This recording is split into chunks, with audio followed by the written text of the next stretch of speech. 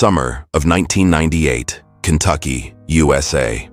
The sky burned red that day, like fire rolling over the dusty horizon of Louisville's outskirts. The air was so dry that even the water in the clay jars had started to vanish, and every gust of wind carried the bitter scent of scorched hay through the cracked wooden shutters of a small, weathered house.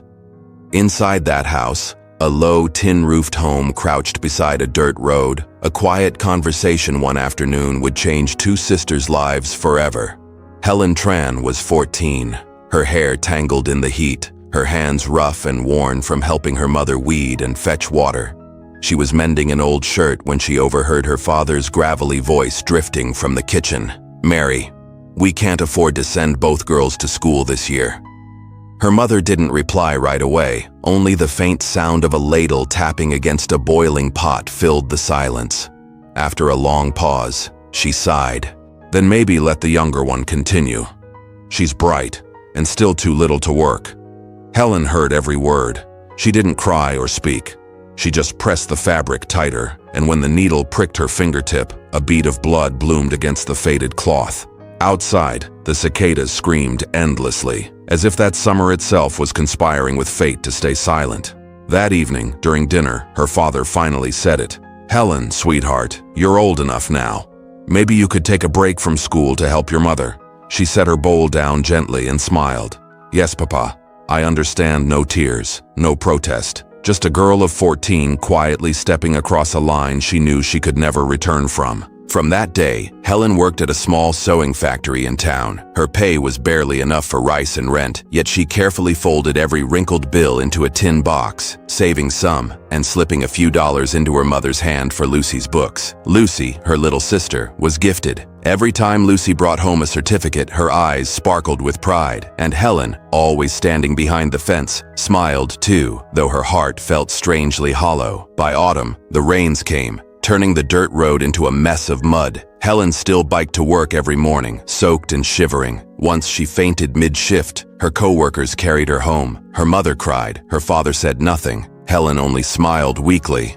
"I'm fine, really." And then, the next morning, she went back to work. Years passed like that, the rhythm of needles and machines stitching away her youth. By 2006, Lucy had graduated from college and landed a job in the city. On the day she left, Helen helped her pack, folding each shirt as if folding away pieces of herself. When the bus pulled out, Helen waved until her arm trembled. The sunlight caught her eyes, and no one could tell if it was brightness or tears. 10 years later, Helen still lived in the same small town. She ran a modest tailor shop, smiled often, spoke little. Everyone admired her for her kindness, but no one knew that inside her tiny rented room sat a framed photo of two girls under a blooming flame tree. Every night, she wiped the dust from it and whispered, "Good night, Lucy." Then came the diagnosis, a heart condition, severe and urgent. No insurance, no savings. Only one person came to mind.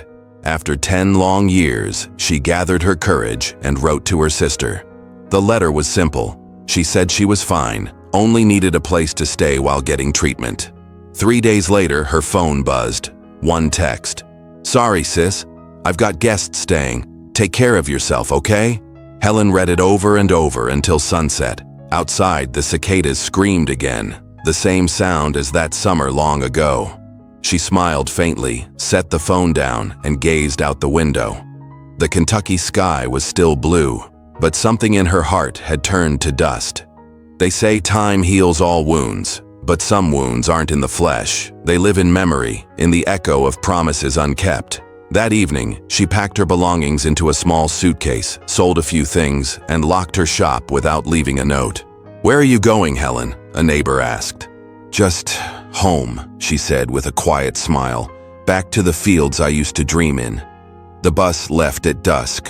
Helen sat by the window, the warm wind carrying the scent of burnt grass, the same scent of the summer that took her dreams away.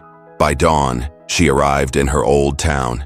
Everything looked smaller. The crooked fences, the narrow streets, the diner still playing old country songs. Only the people had changed. She rented a tiny back room behind a grocery store. One bed, one table, a small window. The doctor urged her to stay in the hospital, but she refused. "Not yet," she whispered. I still want to breathe this air a little longer." By day, she mended clothes for neighbors. By night, she wrote in a small notebook words she never meant to send. "My dear Lucy, I once believed that loving someone means giving them everything, but sometimes giving too much makes you disappear." And one quiet afternoon, as the leaves turned gold, a letter arrived with no name. Inside was a hospital card and one line of handwriting. "I heard you need surgery. There's a charity program that can help. Please don't refuse it." Helen didn't know who sent it, but she went. The hospital was an hour away, and as she walked through the hallway to the reception desk, she froze. There, in a beige suit, holding a briefcase, walking briskly through the corridor, was Lucy. The moment of silence. Time seemed to stop. Helen froze in place, her hair tangled, her fingers tightening around the worn folder she carried. She wanted to call out, to speak her sister's name, but the words caught somewhere deep in her throat. Lucy walked past, her gaze brushing Helen's face for half a second before sliding away, empty, as if she were looking at a stranger. That evening, Helen lay on the hospital bed with her back turned to the window. Outside, the corridor echoed with the click of heels, then a soft knock on the door. Lucy stepped in, hesitating. "Is it true?" she asked quietly. "You're really sick?" Helen turned her head and smiled faintly. "That's what the doctor said." "He's usually right." Silence stretched between them, thick, fragile. Lucy's eyes darted around the room before she whispered, "I'm sorry about my message the other day. I didn't know." Helen interrupted gently. "It's all right. I understand. Life pulls us in different directions. We don't always notice who's left behind." Lucy looked down, the light catching her silver watch, a symbol of a life that moved too fast. Helen's eyes softened. She wasn't jealous. She simply realized their clocks no longer ticked in the same rhythm. The next morning, the surgery was scheduled. Lucy signed the consent papers, her hand trembling. As the nurses pushed the gurney toward the operating room, Helen turned back, her voice barely louder than a breath. "Thank you, Lucy. Don't cry. If there's another life, I'd still want to be your sister. Only this time, maybe, let me go to school with you."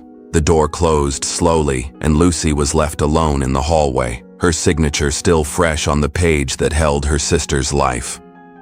4 hours later, the surgeon stepped out, face solemn. "We did everything we could." Her heart was too weak. Lucy's knees gave out.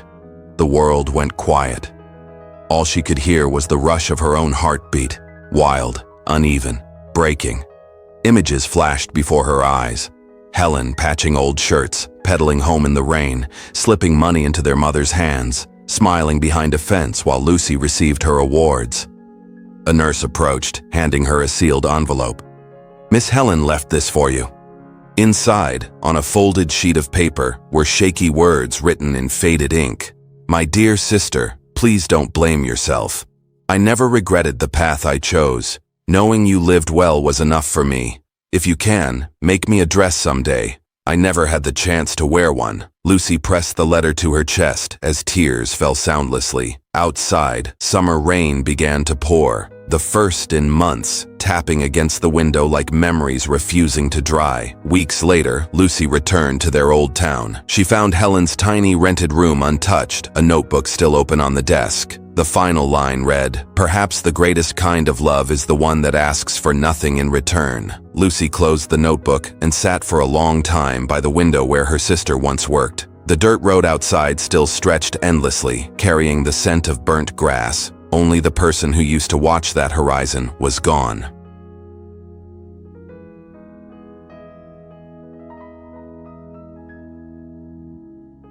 Helen had entered adulthood with roughened hands and one quiet dream, that her younger sister might have the life she couldn't. In a narrow room in Louisville, she spent her nights sewing under a weak yellow lamp, glancing now and then at a photo of Lucy smiling in a school uniform. Lucy was then a law student in Chicago. Every month, Helen sent more than half her wages, even if it meant eating cold bread for dinner. Her letters always said the same thing. "I'm fine. Work steady. Don't worry." In truth, her hands were cracked from the needlework, her lungs raw from the dust of the factory. When Lucy complained that her roof leaked and rent had gone up, Helen sold the old car she and her fiancé had saved for their wedding. A car can wait, she told herself, but my sister's future can't. When Lucy graduated, Helen sent money again. For your first suit. The night Lucy sent a photo from the ceremony, her smile beaming, Helen stared at it for a long time.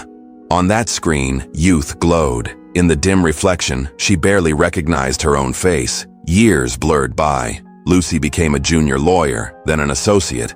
The calls became shorter, then fewer. Helen still sent money. When Lucy moved to New York, chasing bigger dreams, Helen pawned her wedding ring and emptied her savings for the apartment deposit.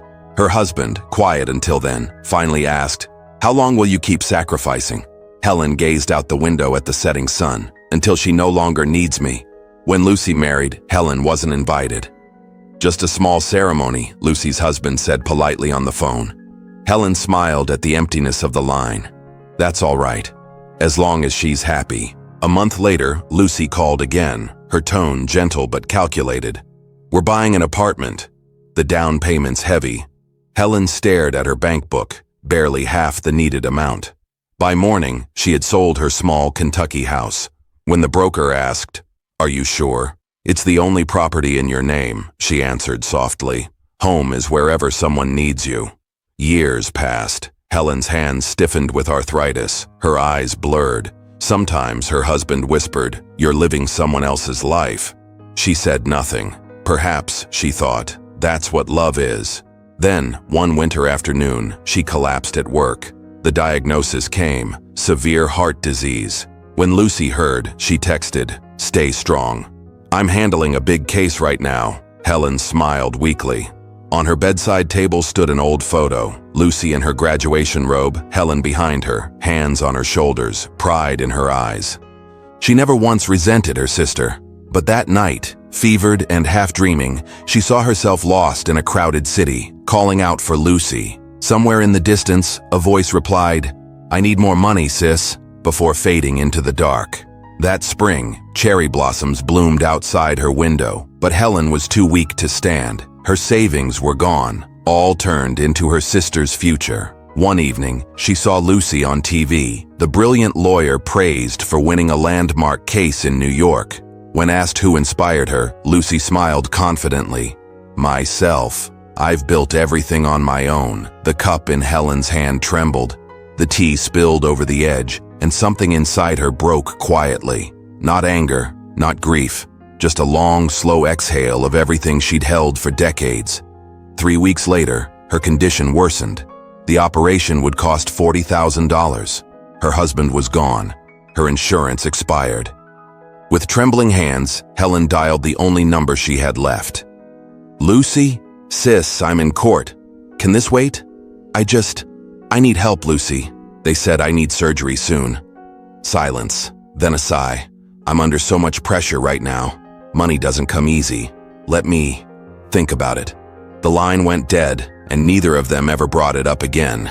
A week slipped by, and the hospital called again. There was still a balance left unpaid. Helen sold the last of what she owned, the sewing machine that had stitched her youth away, the wedding watch that once ticked with hope, even the old photograph of 2 little girls smiling under a summer sun. She wrapped them carefully in brown paper, as if tucking away a lifetime, then handed them to the pawnshop clerk with a trembling smile. That night, she sat by the narrow window of her rented room. The sky outside was pitch black, the rain whispering softly against the glass. Her fingers shook as she picked up a pen. The paper absorbed each word slowly, the ink bleeding like quiet tears. "Lucy, if you ever read this, please do not be sad. I have never blamed you, not once. I only hope that one day when you look back, you'll know there was someone who believed in you so completely she traded her entire life for that belief. I do not need money. I only wanted one small thing. For you to ask if I was doing all right. That would have been enough." When the letter was done, Helen folded it neatly, pressed the envelope shut, and handed it to her elderly neighbor the next morning. "Make sure this gets mailed soon," the old woman said. "You never know when the post gets slow." Helen smiled faintly. "It's all right. She's always been busy. Her whole life is busy." The day of the surgery arrived. No reply came. As the anesthesia began to pull her under, Helen stared at the ceiling lights, cold and white, reflecting a face that looked older than her years, but strangely peaceful. The operation failed. Helen drifted away quietly, as though falling into a long sleep. No one held her hand when she went. The letter, meanwhile, was lost in a pile of unprocessed mail, buried beneath bills and advertisements. More than a month later, it finally reached its destination. Lucy opened it in her apartment overlooking Central Park. The city glittered behind her glass walls. A contract lay on the table, beside a half-finished glass of wine. She tore the envelope open carelessly at first, but when she saw the shaky handwriting, her breath caught. "Lucy," it began, "I just wanted to know if you were happy." She froze. The paper trembled in her hands, the dried ink smudged by tears shed long ago. The room fell silent, except for the steady ticking of her designer clock. Steady, merciless. She dialed the number printed at the bottom of the letter. "The number you have reached is no longer in service." Her pulse spiked. She searched her old emails, scrolled through messages, and then, without thinking, grabbed her keys. The highway stretched endlessly under the cold night sky as she drove back to Kentucky, the rain chasing her like ghosts in the dark. By dawn, she reached the old town. The small building where Helen had rented a room stood empty, a for lease sign swaying in the wind. Taped to the door was a single white note. "The tenant has passed away. Personal belongings transferred to St. Mary Cemetery." Lucy's knees weakened. She walked through the drizzle until she found the small cemetery on the outskirts. Rows of nameless stones dotted the hill until she saw it, a modest headstone, the letters carved with quiet dignity. Helen Thompson, 1979 to 2023. She gave everything and asked for nothing. Lucy knelt down, her hands pressed against the cold stone, her tears mixed with rain until the world blurred. In the hollow echo of that storm, she remembered the warmth of a smaller hand holding hers through the snow years ago, a voice laughing softly. "Go on, Lucy. The future's waiting for you." Her sobs broke loose. "I forgot," she whispered through the rain. "I forgot who gave me that future." From her coat pocket, she pulled out a check. An absurdly large amount, enough to cover the surgery a dozen times over. She stared at it, the ink beginning to smear in the wet air. Then quietly, she placed it at the base of the grave. "I'm sorry," she said. "My dreams were built on your life." The wind swept through the trees, gentle and mournful. For a moment, she thought she heard a voice, soft, familiar, and forgiving. "As long as you're happy, I'm all right." A week later, Lucy still could not sleep. The city noise that once thrilled her now sounded hollow. Every night, she heard that same voice in her mind, calm, loving, endlessly patient. "Go on, Lucy. The future's waiting." Finally, one morning before dawn, she packed a small suitcase and left New York without a word. 10 hours later, her car rolled once more into the quiet Kentucky town.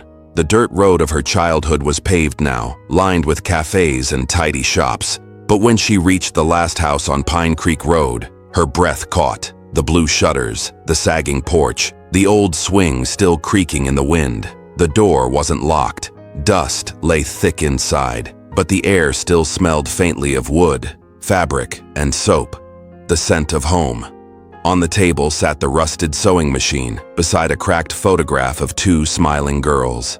Lucy touched it gently, tracing the broken glass with her fingertips. In the drawer, she found a worn leather notebook. The first page read, in that same careful hand, "The day you left, I cried, but I knew if I loved you too tightly, you would never learn to fly. When you reach your dream someday, I don't want you to repay me. I just want you to live well." Lucy closed the notebook and held it to her chest. The morning light filtered through the window, dust drifting like tiny fireflies. Outside, the swing moved softly in the wind, slow, steady, like a heartbeat that refused to fade. The letter began with trembling lines, ink faded by time yet heavy with love. "Every month, I saved $20 for you," Helen had written. "I never bought myself a new coat. I just wanted you to have enough for your studies. People called me foolish, but that is all right. Some hearts are born to give, and in giving, they find their peace." Lucy could barely breathe as she turned each fragile page. The scent of old paper carried the ghost of her sister's voice. It was as though Helen was there again, whispering softly beside her. "Sometimes I am afraid," another page read. "Afraid you will forget me, afraid that you might be happy without needing me anymore. But maybe that is a good thing. It means you are free, and if that day ever comes, I will smile." Tears blurred the words. Lucy read through the night, page after page, her chest tightening with every line. One note, written in shaking letters, stopped her heart. "My heart hurt again today, but I am fine. I dreamed of you standing in court, smiling so brightly. You said, 'I did it, Helen.' I woke up crying and laughing at the same time. Maybe that means my dream is finally complete." When she closed the notebook, the silence felt sacred. Around her, the small room glowed in the golden evening light. Everything was humble, old furniture, fading curtains, but it was filled with warmth. And Lucy finally understood. All these years, she had been chasing the light, not realizing that her sister had always been the one holding the lamp. She stepped outside and sat on the porch. The spring breeze brushed against her hair. Sunlight poured through the maple leaves, soft and amber.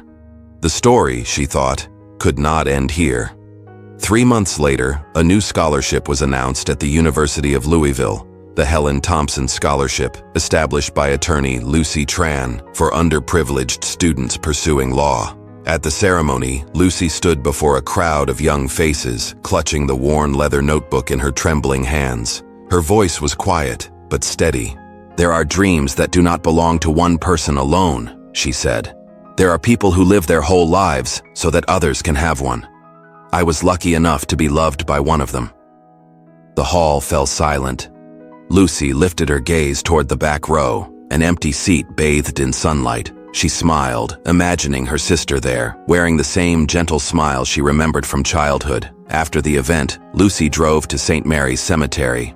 The sky was painted in shades of crimson and gold. She laid a bouquet of cherry blossoms on the grave and whispered, "Sis, the scholarship bears your name now. Children who once had nothing will have a chance, just like I did." The wind stirred the branches, scattering petals over the gravestone.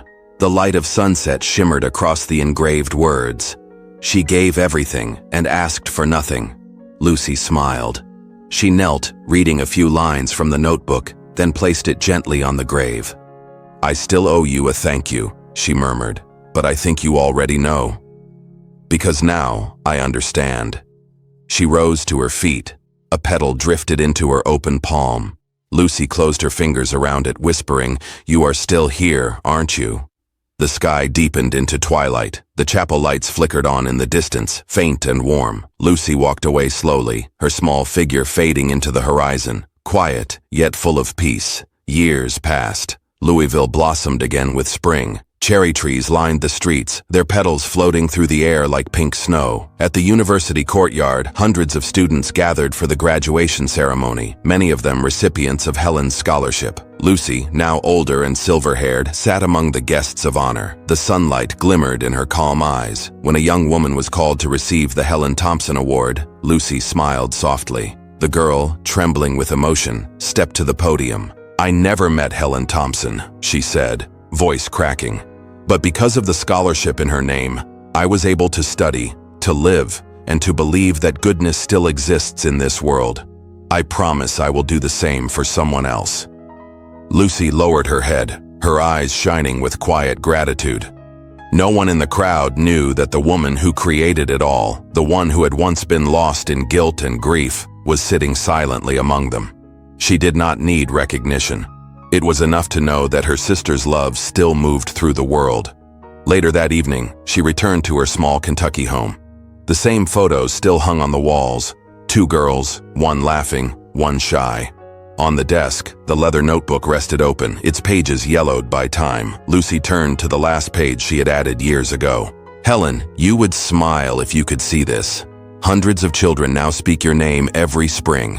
I do not cry anymore. I know now that love never truly disappears. It simply changes shape. From a hand that once held mine, it has become a legacy that will never end." She pressed the notebook to her chest. The breeze fluttered the curtain. In that soft rustle, she heard her sister's voice, gentle, proud, eternal. "You did well, Lucy." In her later years, Lucy lived quietly, with no luxury and no fame. Every cent she earned went toward expanding the scholarship, building libraries, and funding programs for single mothers. Each person who received help found a handwritten note enclosed. Use this to build a future, not only for yourself, but for someone else. And so, Helen's love lived on, not as a memory, but as a movement. Some said Lucy lived quietly, almost like a shadow. She rarely smiled, kept few friends, and preferred silence over conversation. Yet those who met her, even once, often spoke of the calm she carried, a serenity so gentle, it felt like forgiveness. One autumn afternoon, the path to St. Mary's Cemetery was covered in gold. Leaves fell like whispers from the maple trees as the wind drifted through the air. On the familiar stone bench near Helen's grave, Lucy sat, the old leather notebook resting in her hands. Her face was peaceful, her eyes softly closed. When the wind stirred again, a few dry petals fell into her open palm. By the time someone found her, she was no longer breathing. A faint smile lingered on her lips, as if she had finally gone home. At her funeral, students came from across the country. Some carried flowers, others brought envelopes filled with handwritten notes. They laid them gently on her grave. Each one held a promise. I will help others, the way you once helped me. A new line was carved beneath Helen's epitaph. She turned her pain into purpose and her love into legacy. Now, two graves rest side by side, Helen and Lucy, beneath the cherry trees that bloom every spring. When the wind passes through, pink petals scatter like blessings over the marble stones, and the air fills with a quiet fragrance of renewal.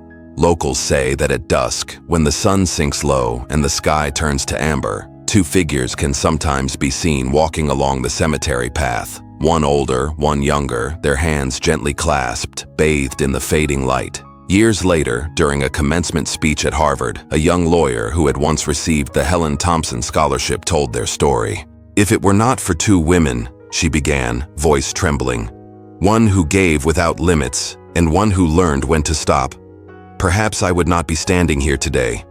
They were not heroes. They were simply human beings who loved in an extraordinary way. The hall fell silent. Then, applause erupted, not for the speaker alone, but for something far greater, compassion, redemption, and the quiet strength of love that expects nothing in return. When the lights dimmed, a soft piano melody filled the air, slow, tender, like the heartbeat of someone who had finally made peace with her past. And in that hush, some swore they heard a voice, faint, familiar, carried on the wind. Love does not vanish, Lucy. It only moves, from one hand to another, from one life to the next. Outside, the sky stretched endlessly blue, as if untouched by time, and once more, the cherry blossoms began to fall.